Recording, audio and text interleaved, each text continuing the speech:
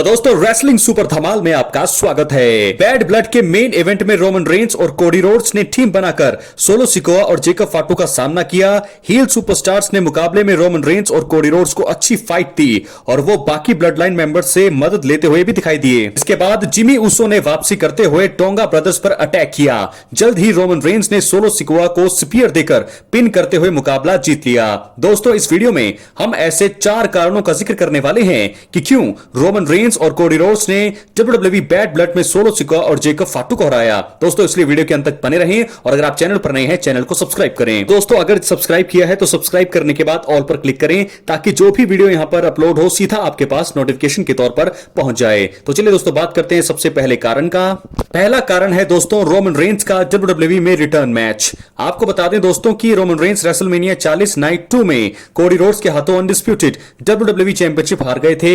उन्होंने bad blood के जरिए आखिरकार अपना इन रिंग रिटर्न किया है। यही नहीं, रोमन रेंस नए कैरेक्टर में पहली बार मैच लड़ने वाले थे, इसलिए उन्हें बैड ब्लड में हार देना सही नहीं रहता।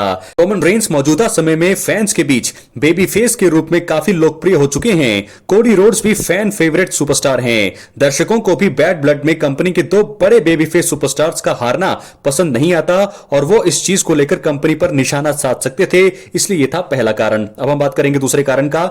WWE सुपरस्टार्स रोमन रेंस और कोडी रोड्स की टीम बेहतर थी। जी हां दोस्तों यह है दूसरा कारण। सोलो सिकोआ और जेकब फाटू खतरनाक जोड़ी है। हालांकि रोमन रेंस और कोडी रोड्स WWE में इन दोनों से बेहतर सुपरस्टार्स हैं। यही नहीं, रोमन कोडी रेसलिंग बिजनेस में सोलो जेकब से ज्यादा समय से हैं और उन दोनों की तुलना में ज्यादा एक्सपीरियंस सुपरस्टार हैं। यही कारण है कि असली ट्राइबल चीफ और अमेरिकन नाइटमेयर बैड ब्लड में ब्लड लाइन मेंबर्स को हराने में कामयाब रहे। यह बात तो पक्की है कि सोलो सिकोआ अपनी इस हार का जरूर बदला लेना चाहेंगे। यही कारण है कि रोमन रेंस और कोडी रोड्स को सावधान अभी भी रहना चाहिए। बात करेंगे तीसरे बड़े कारण का।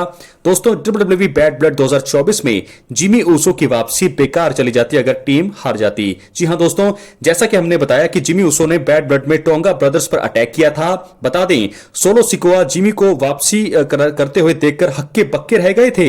इसका फायदा उठाकर ही रोमन रेंस ने सोलो को स्पीयर देते हुए अपनी टीम को धमाकेदार जीत दिलाई थी। देखा जाए तो जिमी ऊसो की वापसी का काफी लंबे समय से इंतजार हो रहा था। अगर जिमी के रिटर्न के बाद भी रोमन रेंस की टीम हार जाती तो इससे उनकी वापसी बेकार चली जाती।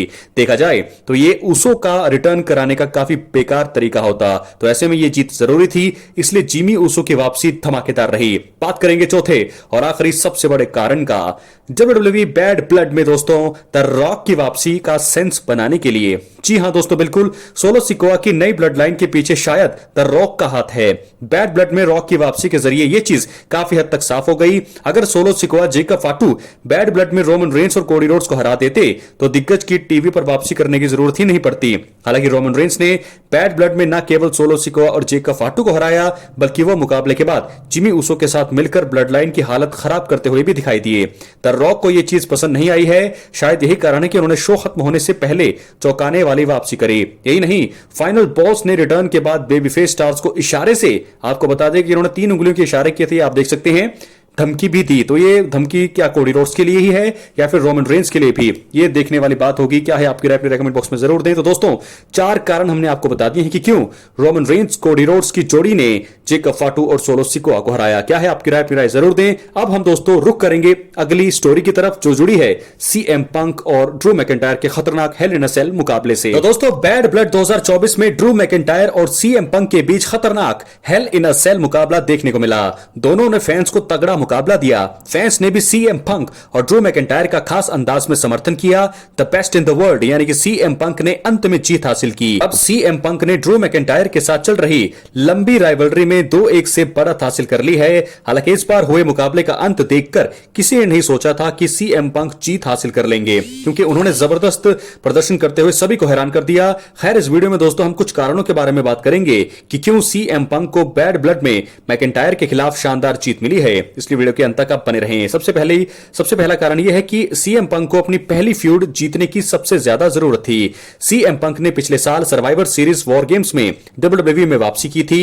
उन्होंने साल 2024 के मेंस रॉयल रंबल मैच में हिस्सा लिया। इसके बाद उनकी राइवलरी ड्रू मैकिंटायर के साथ शुरू हुई। सीएम पंक ने 10 सालों के बाद WWE में वापसी की है।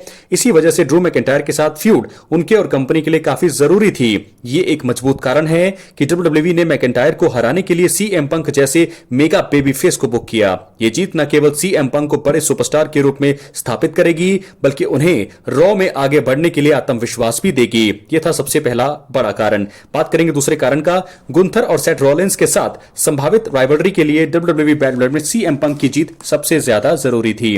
दोस्तों, बैश इन बर्लिन में हुए स्ट्रैप मैच में सीएम पंक ने ड्रू मैकिंटायर को हराया। इसके बाद उन्होंने वर्ल्ड हेवीवेट चैंपियनशिप के लिए गुंथर का सामना करने की इच्छा व्यक्त की थी, हालांकि ऐसा नहीं हो पाया। बैड ब्लड 2024 में जीत हासिल कर अब सीएम पंक ने मजबूत दावा पेश कर दिया है।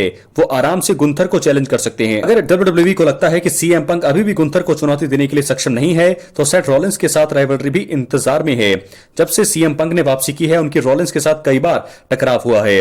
बैड ब्लड में जीत के बाद सीएम पंक अब किसी का भी सामना करने के लिए अच्छी सिचुएशन में है। अब आखिरी कारण की बात करेंगे, रॉ का बड़ा चेहरा बनने के लिए। जी हां दोस्तों, रॉ अगले साल से नेटफ्लिक्स का हिस्सा बन जाएगा। कंपनी का यह बहुत बड़ा कदम है और इसके पॉजिटिव होने की उम्मीद है। इस कदम से पहले रॉ के पास एक फेस होना चाहिए। बैड ब्लड में जीत के साथ ऐसा लगता है कि सीएम पंक नेटफ्लिक्स की ओर से बढ़ते हुए ब्रांड का चेहरा होंगे। बैड ब्लड में जीत सीएम पंक के टैलेंट को बयां करता है। फैंस का तगड़ा रिएक्शन उन्हें ब्रांड का सबसे बड़ा फेस बनाने के लिए आदर्श उम्मीदवार बनाता है। यह एक मुख्य कारण हो सकता है कि बैड ब्लड में सीएम पंक ने ड्रू मैकिंटायर को हराया। तो दोस्तों, हमने आपको बड़े कारण बताए हैं कि क्यों सीएम पंक ने जीता है बैड ब्लड में हेल इन अ सेल मुकाबला। अपनी राय कमेंट बॉक्स में जरूर दें। सब्सक्राइब करें। बहुत बहुत धन्यवाद।